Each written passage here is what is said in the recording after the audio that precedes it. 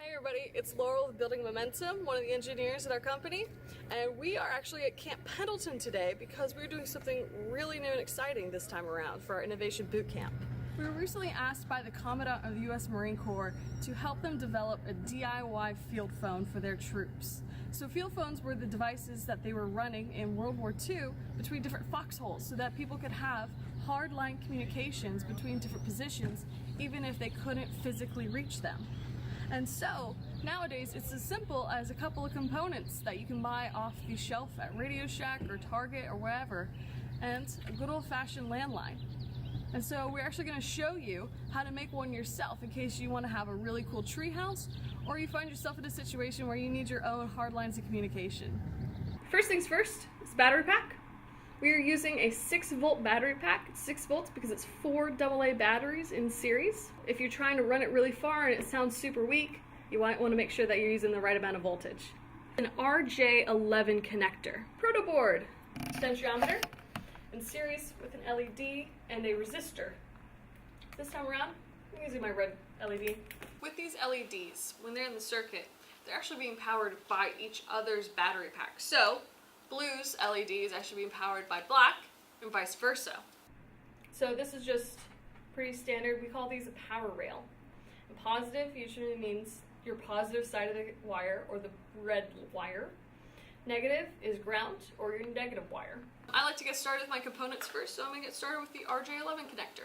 I'm going to plug it into rows 1 and 2 on my proto board. And so I'm soldering the entire row. Next thing I'm going to use is my battery pack.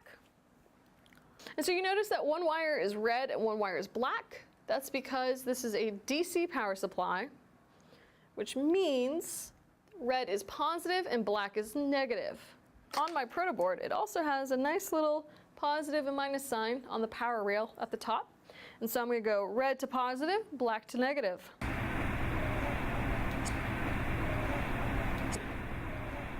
So, going to feed it into the holes. I want it on the top side because if I'm plugging my phone in here, it kind of makes sense that I do everything from the top. Alright, that's on. No smoke. Good signs.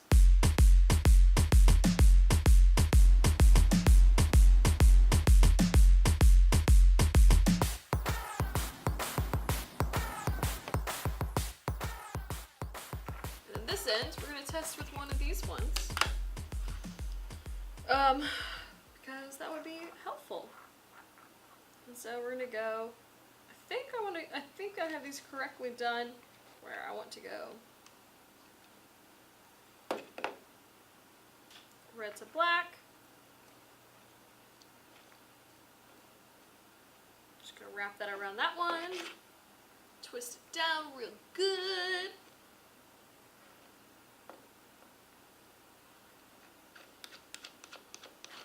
And so these actually are, you see that these ones are actually on a 3D printed base and encased in like hot glue.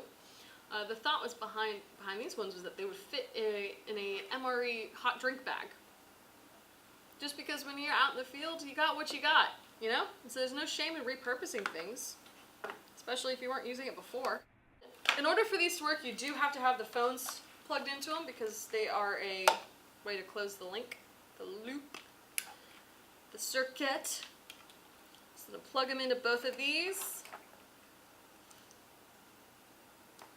And moment of truth, if I lift this phone, this one should turn on. So, yay! I hope you can see that. It's really dim, but I promise you, it's there. And then if I pick this one up, this LED should light up. Yay! And our potentiometer works. Make it nice and bright or nice and dark. I want it to be bright. I like bright lights. Now, can I hear myself? Hello? Ah! I can. So, I look like a crazy person. But both of these work. I'm Laurel with Building Momentum. Keep building. Oh no, Brad, someone's calling you. Hold on, I gotta take this, Laurel. Yeah. Sorry about this. Let me just take this. Hello, Brad Halsey. Hi, Mr. Halsey, are you aware of who won the 2019 men's NCAA basketball tournament? No, I don't watch sports, but thank you for trying. Goodbye.